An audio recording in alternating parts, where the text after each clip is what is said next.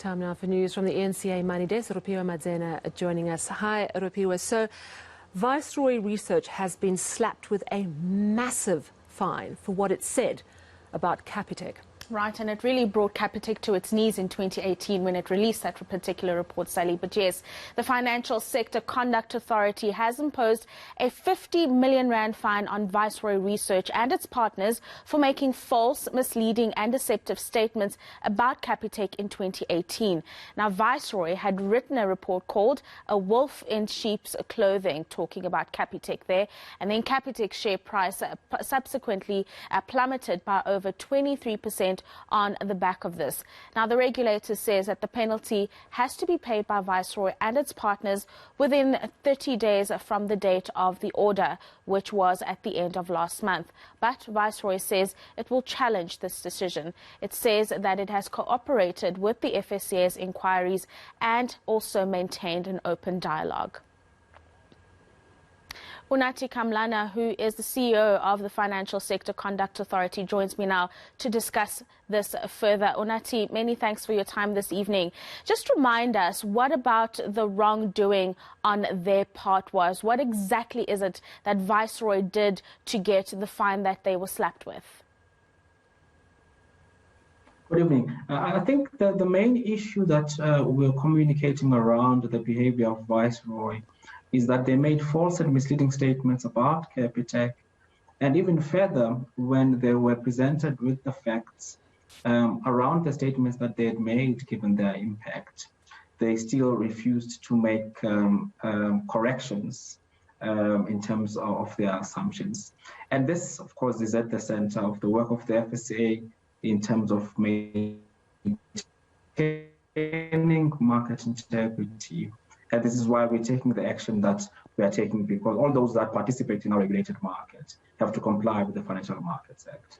Right, and with that in mind, how did the FCSA decide on the fine that it gave to Viceroy in this particular instance? So a couple of factors that we have to... Unathi, I'm going to ask you to just try answer that again because you were breaking up there. Including the conduct.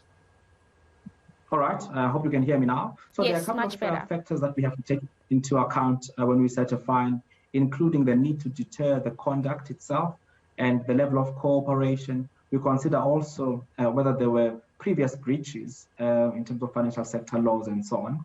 And in this instance, of course, we had to take into account that there was a financial benefit to Viceroy given their business model.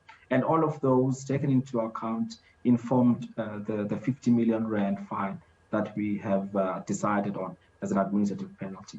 No doubt it's going to be a very tough task for you to collect that money. So, I mean, is there an international law that will compel Viceroy to pay the fine that you've given them?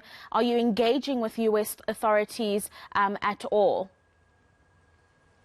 In this investigation, we've had to enlist the cooperation of the US SEC to get Viceroy to answer to these issues. And we will explore that avenue, including, of course, whatever other legal advice and other legal avenues are available to us to enforce this administrative penalty. We have, of course, the confidence that given Viceroy Research's business model around giving analysis and research on listed securities in regulated markets, that they actually have every interest in complying with this administrative penalty. Yeah, and I mean, this advice that you'll be getting will also include the fact that Viceroy tweeted earlier this afternoon, I don't know if you saw that, as the FCSA, saying that they will be challenging the decision that you've made and that your decision is in fact something to withhold them from criticizing or scrutinizing South African companies. Well, we've not received any formal notification from Viceroy on their intention to appeal that decision. We have respect, of course, for people's rights in terms of recourse.